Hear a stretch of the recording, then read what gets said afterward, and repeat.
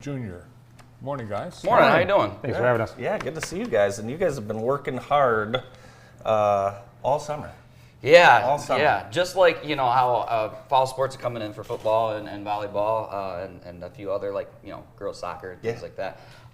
We are prepping for the sports season as well in the summer. So lots of learning, lots of education and training. Lots of recruiting too, right? Lots of recruiting. Mm-hmm.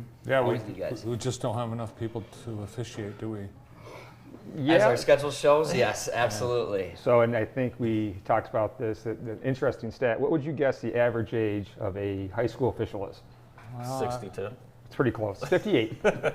Volleyball, Which is not, obviously, It's sustainable. not, it's not a terrible number, but it just shows that we're not getting younger. We're Right. not bringing more officials in, Okay. and then we're losing more. So we're not, we're losing more than we're gaining. Right. So our association has been really great about trying to get in front of this issue and making sure that we're replenishing our numbers. There's so many people that love sports and love the games that they used to play. This is a great way to still be involved in that sport. Yeah. So our officials association, we're trying to bring in people as young as 14, all the way up to as old as you want to go.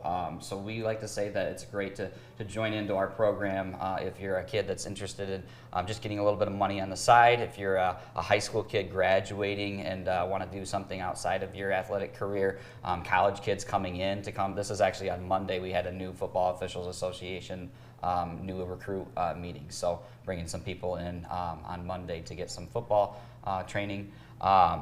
Who's that guy? Well, he looks familiar to me. I think they call him Mr. Breslin is what I heard. He's Yeah. been there so many times, but that'd be the Tim Hoffman Senior. But speaking of going back to the photo that we had, we had a great turnout. Monday was for just a new officials meeting, and That's great. and we had maybe what happened, 8 It was about 8 or 9 brand new officials. and that's awesome. great. And we're working, and our goal in our association is just not to put a striped shirt on you or a blue Sure. shirt, whatever sport we're doing, Yeah. and send you out to on the field. Yeah. We want to make sure that we're setting you up for success. So if you're Right. interested, just know we will put you in a spot to help you succeed. Has because sometimes officials, they can take a beating from the stands. Have some of these online videos that are exposing some of these whack jobs, has that helped, or are people still crazy? Yeah. It's interesting from officials' perspective watching those videos because we like to watch it through through our eyes, what would we do? Right. Yeah. In this situation, how would we handle it, or Right. what could we do better than that?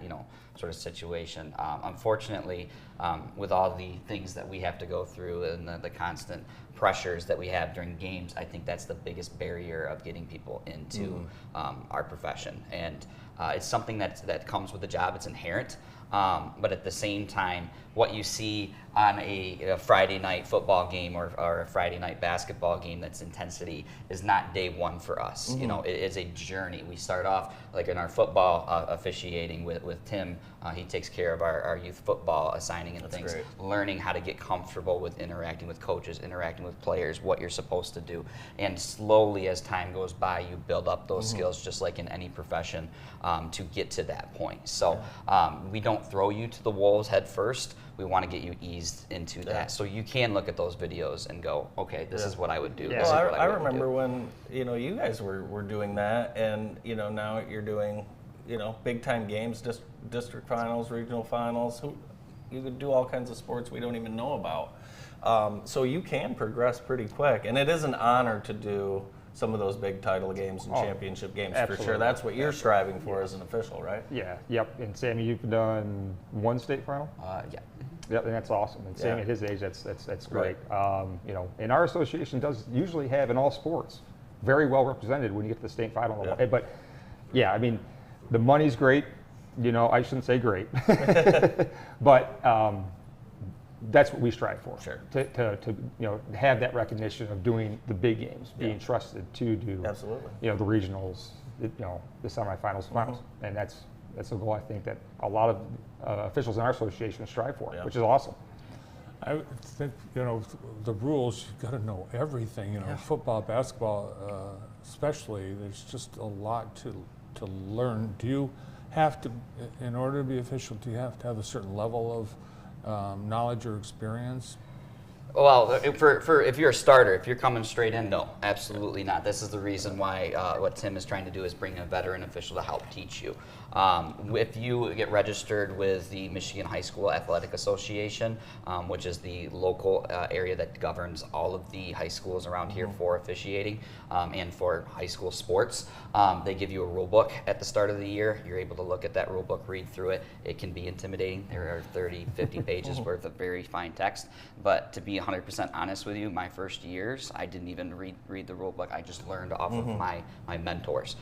So it's something that I like to say, no experience is required to start. You come in and you will learn from us who have actually read the book and gone through it. So there's no expectation for you. During basketball games, when you guys are roughing and you hear someone in the stands scream, "Over the back!" Don't you just want to go up in the stands and say something? Now listen up, everybody. Is over the back a foul? So no, Is it in the rule book? It's called a displacement foul. There's only technically 4 fouls in basketball, that sort of thing.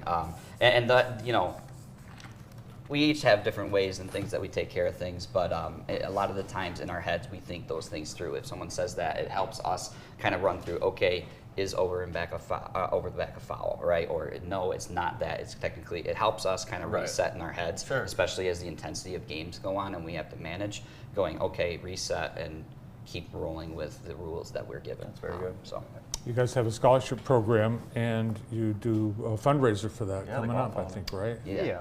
If we talk about a little bit, so right now there's our flyer there too. It's in honor of the 3 officials that have passed: Dick Callahard, Mike Ogden, Kerry Lehman.